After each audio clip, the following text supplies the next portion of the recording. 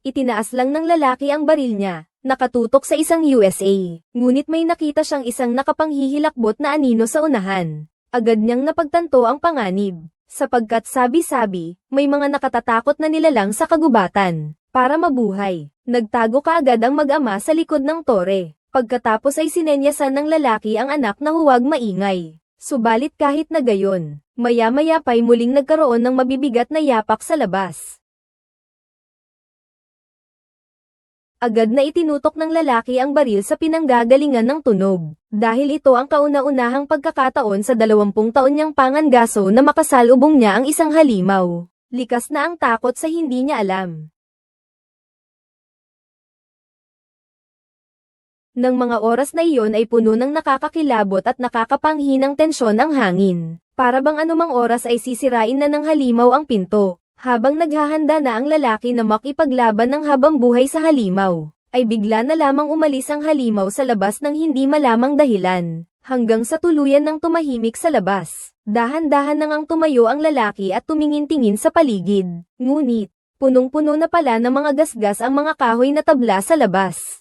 At ang mas nakakatakot pa, ay wala na pala ang mga laman loob ng USA kanina. Habang nagmamasid pa rin ang lalaki dahil sa pag-aalala, nakita pa rin niya ang mabilis na pagdaan ng halimaw, kahit hindi nataman ang kalaban. Pero unti-unting lumalayo sa kanya ang ungol. Doon lang nakahinga ng maluwag ang lalaki. Mula sa anak, usisa ang tanong sa ama kung ano iyon. Hindi sinabi ng ama ang totoo. Isang oso lang daw ang kanyang paliwanag, dahil natatakot siyang sabihin ang totoo. Baka mag-iwan ito ng di mabuburang trauma sa pagkabata ng anak. Ngunit, isang araw, ang halimaw ay naging bangungot na di maalis-alis sa alaala ng anak. Mabilis lumipas ang panahon, at dumating ang 30 taon. Ang dating teenager na si Jack ay lumaki na. Akala niya'y mabubuhay na siya kasama ang kanyang pamilya sa malaking lungsod.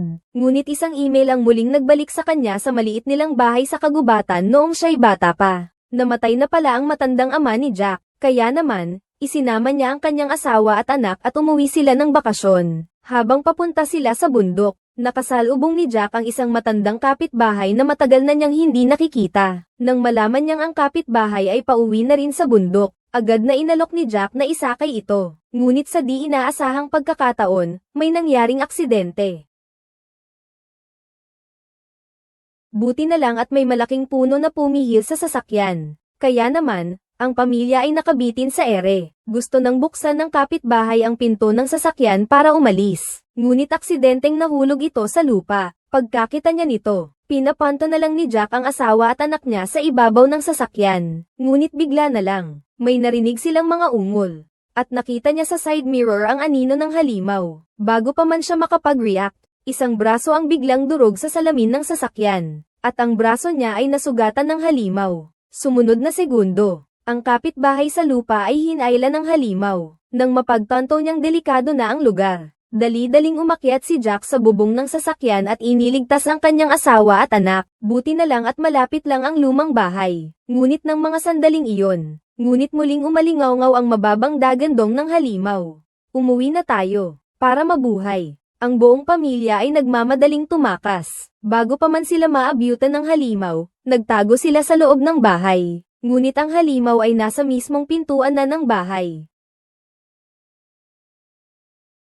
Nang marinig nila ang mabilis at malakas na pagkatok sa labas, ang buong pamilya ay nanginig sa takot. Buti na lang at nagsilbing panangga ni Jack ang katawan niya sa pinto, kaya naibukod ang halimaw sa labas. Nang tuluyan ng manahimik sa labas, dahan-dahan siyang pumunta sa silong ng bahay nila Jack, at nahanap ang diesel generator ng kanyang ama, at nagkaroon na ng ilaw ang bahay. Kahit pansamantala nang nalutas ang krisis, alam ni Jack na babalik pa ang halimaw.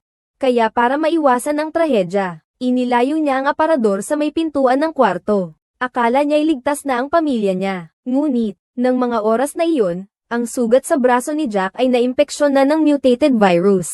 Habang naghahanda siyang matulog ng gabi, nagsimulang malagas ang buhok niya ng buo-buo. Ang mas nakakatakot pa, nagiging malabo na rin ang paningin niya. Mabuti na lang at nakikita pa niya ang mukha ng asawa niya. Dahil dito, sinikap ni Jack na kontrolin ang kanyang emosyon. Pero napansin na ng asawa niya ang dugo sa braso niya. Di inaasahan, nang maamoy ni Jack ang dugo, bigla siyang napatayo ng hindi mapigilan.